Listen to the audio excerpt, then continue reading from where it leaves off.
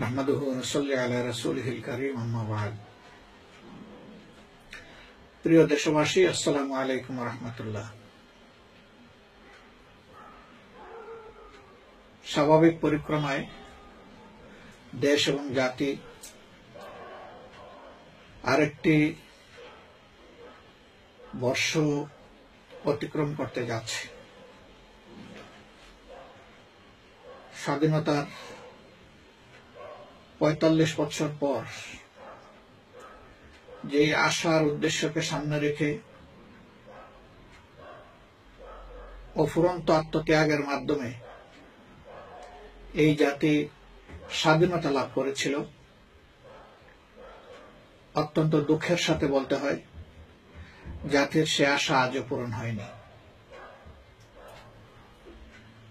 সামাজিক ন্যায় বিচার, সাম্য সৌভ্রাতৃত্ব, সুষম অর্থনৈতিক উন্নয়ন,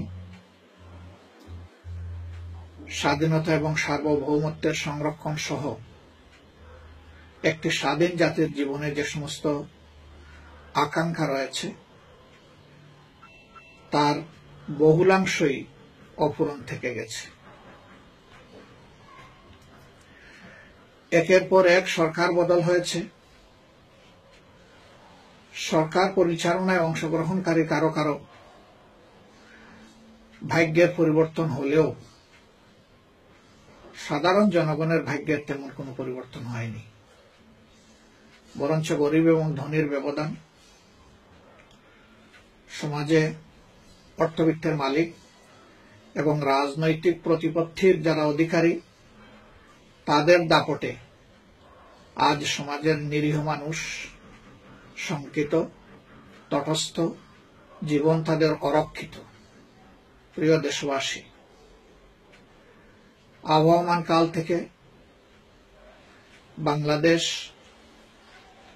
সাম্প্রদায়িক সম্প্রীতির একটি উজ্জ্বল দৃষ্টান্ত হিসাবে তার ভূমিকা রেখে এসেছে, কিন্তু সেক্ষেত্রে অতীব দুঃখের বিষয় বর্তমান এই সরকারের গেল ৭ বৎসরের শাসনামলে আমরা লক্ষ্য করেছি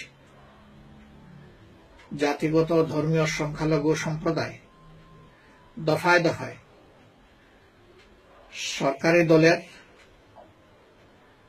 অসৎ, লোভী, প্রতিহিংসাপরায়ণ কিছু লোকের লোলুপ দৃষ্টিতে পড়ে তাদের সম্পদ, তাদের ইজ্জত, এমনকি কেউ কেউ তাদের ভিটামাটি হারিয়েছেন। তাদের জীবন অনেকের ঝুঁকির মধ্যে রয়েছে। অতি সম্প্রতি ব্রাহ্মণবাড়িয়ার নাসিরনগর এবং গাইবান্ধায় সাঁওতাল সম্প্রদায়ের উপর যে বর্বর হামলা হয়েছে সেই দৃশ্য বাংলাদেশ সহ বিশ্ব প্রত্যক্ষ করেছে। তার আগেও দফায় দফায় সচেতন মানুষ হিসেবে আপনারা লক্ষ্য করেছেন আওয়ামী লীগের নেতাকর্মীদের হাতে কিভাবে মানুষ নির্যাতিত, নিষ্পেষিত এবং শোষিত হচ্ছে। প্রিয় দেশবাসী, দেশ এবং জাতি আজকে এক ভয়াবহ সংকটে নিপতিত। আপনারা নিশ্চয়ই লক্ষ্য করছেন কোন মানুষের জীবনই আজ আর বাংলাদেশে নিরাপদ নয়। এই জন্য সরকারের পার্টনার এবং হাস্যস্কর বিরোধী দলের নেতা তিনিও বলেছেন মানুষ আজ ঘরে থাকলে খুন, বাইরে গেলে গুম। সম্মানিত দেশবাসী, আজকে আওয়ামী লীগ দলীয় লোকেরা সমাজের বিভিন্ন ক্ষেত্রে বেপরোয়া লুটপাটে লিপ্ত রয়েছে।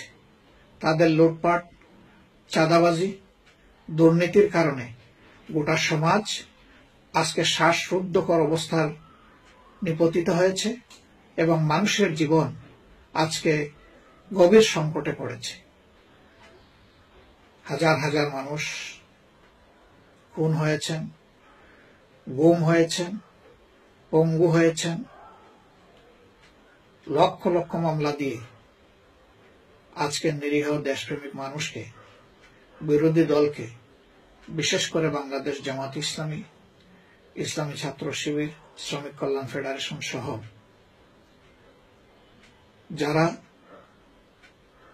দেশের জন্য, জাতির জন্য কল্যাণ কামনা করে, যারা জাতীয় জীবনে সকল ক্ষেত্রে স্বচ্ছতা চায়, সততার সাথে সরকার পরিচালনা হোক, এই দাবি যাদের প্রাণের দাবি, যাদের পিছনে দেশের লক্ষ লক্ষ মানুষ আজকে সমবেত হয়েছে, সেই জামাতে ইসলামীকে আজকে শেষ করে দেওয়ার জন্য তার নেতৃত্বের উপর আঘাত দেওয়া হয়েছে, দলের উপরে আঘাত দেওয়া হয়েছে এবং বেদনাদায়কভাবে এই আঘাত অব্যাহত রয়েছে।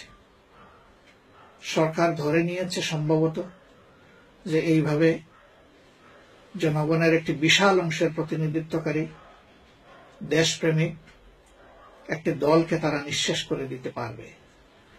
আসলে আমরা অত্যন্ত দৃঢ়কণ্ঠে বলতে চাই, সরকারের এই অসৎ উদ্দেশ্য কখনো পূরণ হবে না ইনশাআল্লাহ। প্রিয় দেশবাসী, আপনাদের সকলের সুস্বাস্থ্য কামনা করে এবং আগমনী বৎসরটি সকলের জন্য সুবার্তা বয়ে আনুক, সকলে ভালো থাকুন, সেই আশাবাদ ব্যক্ত করে আপনাদের সকলকে মোবারকবাদ জানিয়ে আমার বক্তব্য এখানেই শেষ করছি। আল্লাহ হাফিজ। বাংলাদেশ জিন্দাবাদ। বাংলাদেশ জামাত ইসলামী জিন্দাবাদ।